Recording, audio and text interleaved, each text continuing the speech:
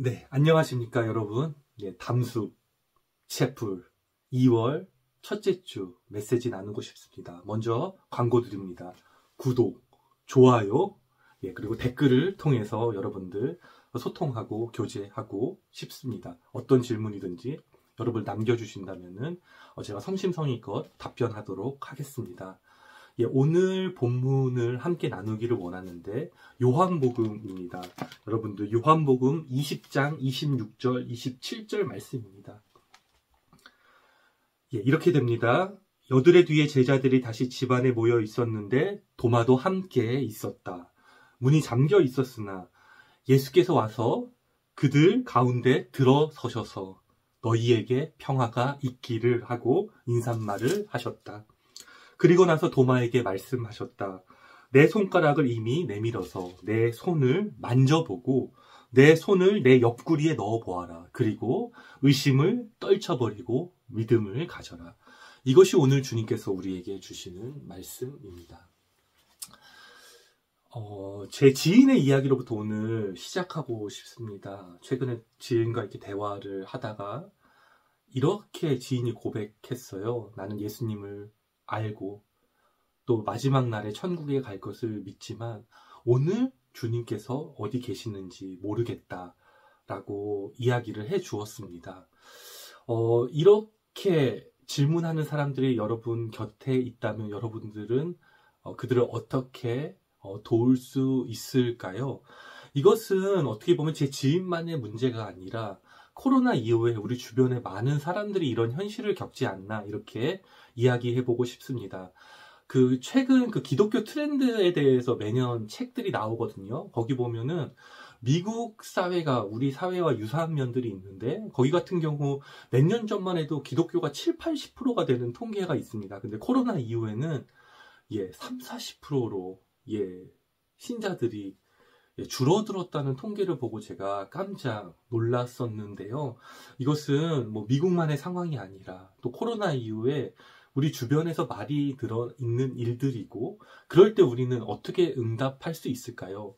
좀 두 가지 방법이 있습니다. 하나는 정답을 이야기하는 방법이 있고요. 다른 하나는 그 이야기를 들어주고 또 기다려주고 기도해주고 곁에 머무는 이 두 가지 방법을 잘 쓰시면 괜찮겠다 이렇게 말씀을 드립니다. 먼저는 주님이 어디 계시냐는 정답. 그거는 불변의 진리죠. 그건 뭐죠? 하나님께서는 어떻게 하셨죠? 그 독생자를 다시 살리셔서 승천하셔서 그 보좌 우편에 독생자 예수도 함께 있다는 것 여러분들 믿으시죠? 근데 중요한 것은요, 그분이 팔짱 끼고 보좌에서 그냥 멀리서 팔짱 끼고 바라보는 그런 군주가 아니시라는 겁니다. 오늘의 현실, 우리의 현실을 보시고 우리의 기도를 들으시고 그도 우리를 대신해서 우리를 위해서 탄식하고 기도하시는 분이라는 것을 여러분들 성령께서 깨우쳐 주시고 알게 될 때 우리의 신앙생활이 다시 힘있게 시작할 수 있습니다. 하지만 이제 두 번째 방법이 필요한 이유는요. 그때가 언젠지 모른다는 거죠. 성령께서 깨닫게 해주시는 때까지 우리는 기다려야 하는데 그렇다면 지금 우리가 그들을 도울 방법은 없을까라는 면에서 오늘 본문을 살펴보려고 합니다. 저는 그런 마음이 들었어요. 보이지 않는 주님을 좀 성서 속에 들어가서 만나봐야겠다. 마치 그 성서 속에 도마가 의심하고 질문하고 때로는 길을 잃을 때 같이 잃으면서 그 찾아오시는 부활하신 주님을 오늘 같이 따라가면서 만나보려고 합니다. 여러분들 어떻게 저와 함께 그 성서 속으로 한번 들어가 보시지 않겠습니까? 이때 우리는 성서를 머리로 읽지 않고요. 가슴으로, 오감으로 읽으면서 주님과 더 가까이 갈 수 있습니다. 어떻게 보면요. 이 시대에 의심하고 때로는 회의하고 절망하는 신앙인들의 하나의 모형이 도마라고 할 수 있습니다. 가장 유명한 건 의심하는 도마라는 어떤 별명으로 우리에게 잘 알려져 있죠. 그는 아마 젊을 때는 헌신자였어요. 그래서 주님께서 예루살렘에 죽으러 가실 때 우리도 함께 죽으러 가자라고 용기 있게 얘기할 수 있는 사람이었고요. 그 십자가 밑에서도 그는 질문을 합니다. 주님 어디로 가십니까? 이렇게 질문할 수 있었던 도마입니다. 하지만 막상 그 십자가의 죽음에 이르렀을 때 그는 의심하고 실망하고 절망하고 공동체를 이탈하게 되거든요. 왜냐하면 그 십자가의 현장은 어떻게 보면 인간의 그 실존이 드러나는 현장이기 때문입니다. 헬라인들은 지혜를 구하고 유대인들은 기적을 구하나 나는 십자가에 달리신 예수만 바라보겠다는 바울의 고백이 있지 않습니까? 하지만 우리는 이 본문 안에서는요, 아무도 그 십자가의 의미를 성령께서 깨우치기 전까지는 알 수 없었다는 것, 그래서 길을 잃어버렸다는 것.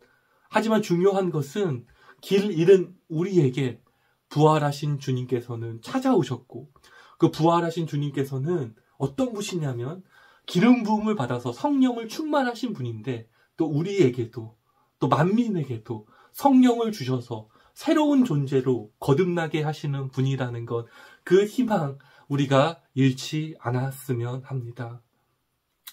어렵게요, 그 부활하신 주님을 만난 제자들이 도마를 데리고 왔습니다. 도마는 거부했죠. 내가 그 주님의 상처에 손을 넣어보기까지는 내가 절대로 너희 말을 믿을 수가 없어 라고 이야기했던 것입니다. 그런데 정말로 주님이 찾아오셨습니다. 그리고 주님께서 하신 인사말이 뭐죠? 한번 본문을 보시겠어요? 너희에게 평화가 있기를. 저는 여기 유튜브에 함께 하시는 우리 구독자분들이요, 주님의 평화가 함께 하기를 바랍니다.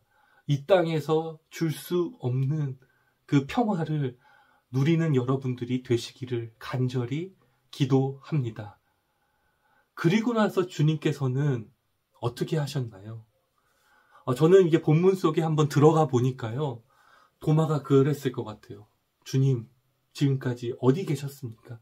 저는 주님을 찾을 수 없었습니다. 그때 저는 주님이 침묵하시는 것 같았습니다. 대답이 없으신 거예요. 긴 침묵 뒤에 주님께서는요, 자신이 십자가에 달리셔서 고통받으셨던 그 상처를 보여주십니다.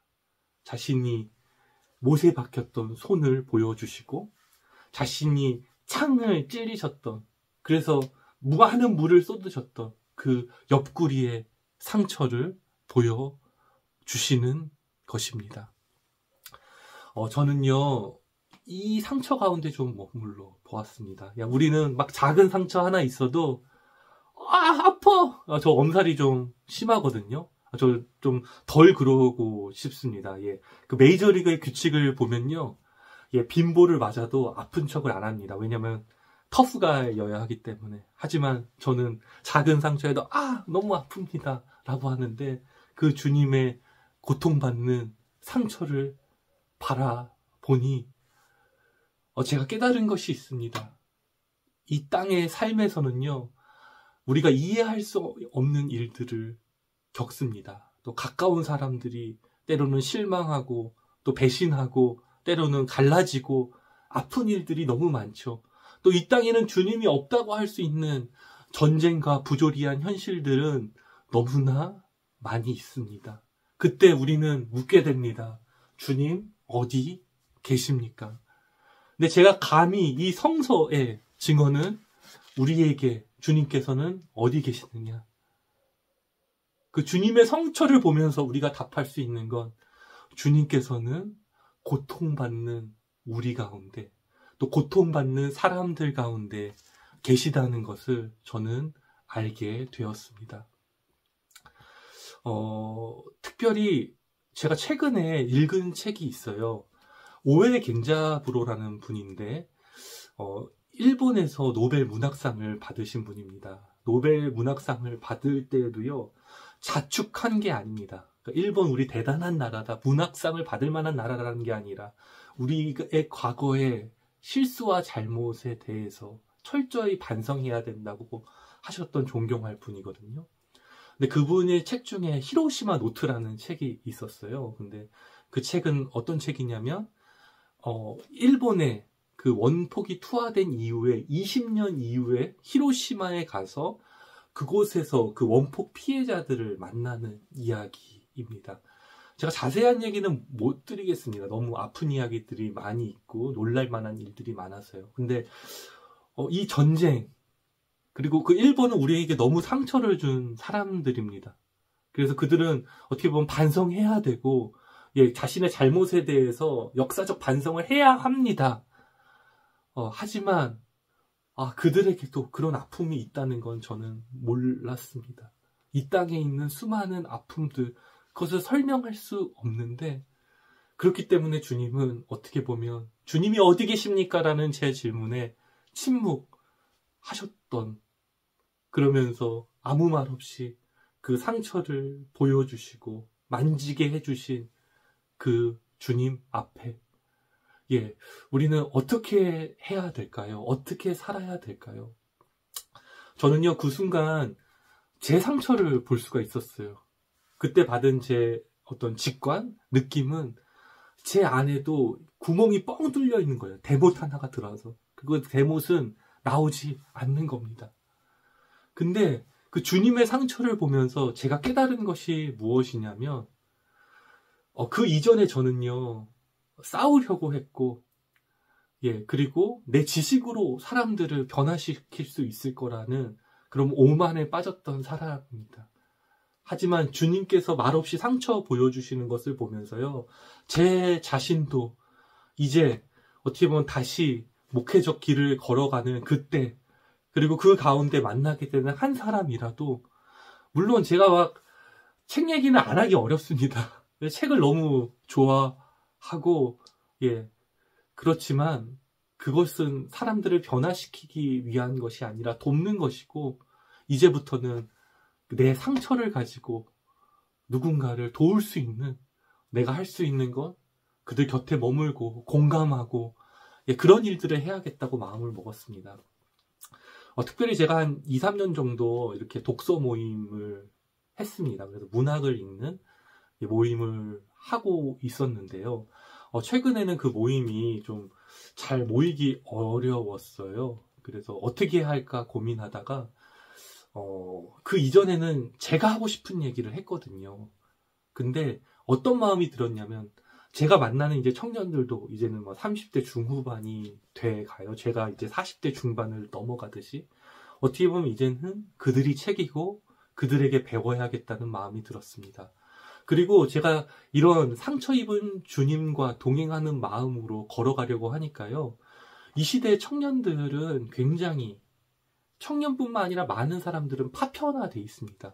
개인화돼 있습니다. 그리고 어떻게 보면 30대 초중반, 후반에 따라서, 남녀에 따라서, 또 여러 가지 상황에 따라서 각자의 고민과 질문이 다르다는 것을 깨달았습니다. 그래서 제가 좀 결정한 게, 어떻게 보면 개인 주치의가 있듯이 내가 그들을, 예, 어떤 개인적인 목사로서 좀 도울 수는 없을까라는 마음을 깨달았어요. 그래서 지금 이제 그 청년들을 제가 이제 찾아가는 중인데, 지금까지 만난 청년들에게는 제 주장이 아니라 제가 만나서 그들의 이야기를 먼저 들었고, 그리고 제가 모임을 같이 하고 싶은데 어떻게 했느냐. 첫 번째로는 대화를 할 수 있다. 두 번째로는 같이 독서를 계속할 수 있다. 세 번째는 혹시 신앙에 관심이 있으면 내가 내면의 여정을 걷도록 기도로 도와주겠다. 그리고 너랑 나랑은 한 달에 한 번 만나도 좋고, 두 달에 한 번 만나도 좋고, 분기마다 한 번 또 만나도 좋다. 그러면서 청년들과 올 한 해 이렇게 함께 걸어가려고 하거든요. 근데 그럴 때 제가 함께 관계 맺었던 청년들이 또 호응해주고, 서로에게 기대감이 다시 일어나고, 또 이것도 하나의 좀 새로운 목회적 방향이 아닌가, 저는 이 시대 안에서 고민하면서 한번 실천해 보려고 합니다. 여러분들은 어떠신지 좀 마무리하면서 물어보고 싶습니다. 여러분들은 주님이 어디 계시냐는 혹시 질문을 하고 있지 않습니까? 여러분 가까이에 그러한 분들이 있지 않습니까? 그들을 그 상처 입은 주님이 바라보시고 그들을 위해 탄식하고 기도하고 계시며 또 성령을 보내셔서 그들을 안고 계심을 우리 믿으면서 우리 믿음의 걸음을 포기하지 말고요.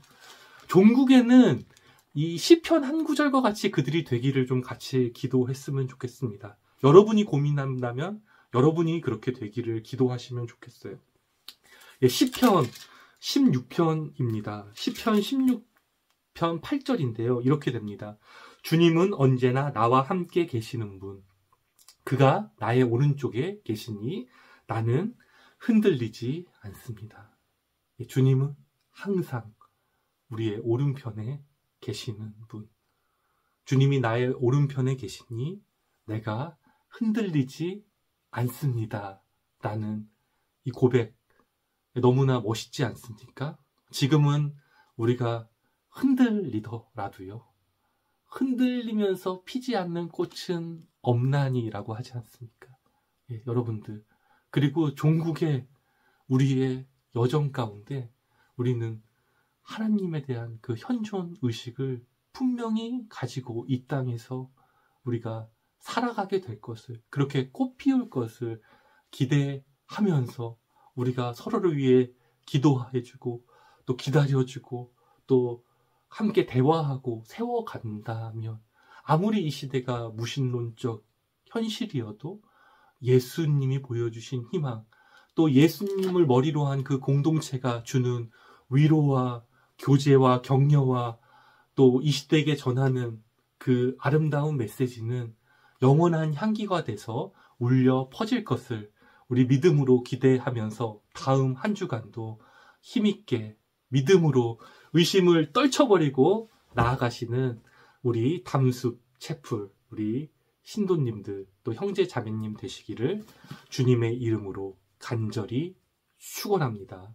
주님이 항상 우리와 함께 하시는 분이십니다. 오른편에 계시니 우리는 흔들리지 않습니다. 다음 한 주간 주님의 평화가 함께하기를 기도합니다. 감사합니다.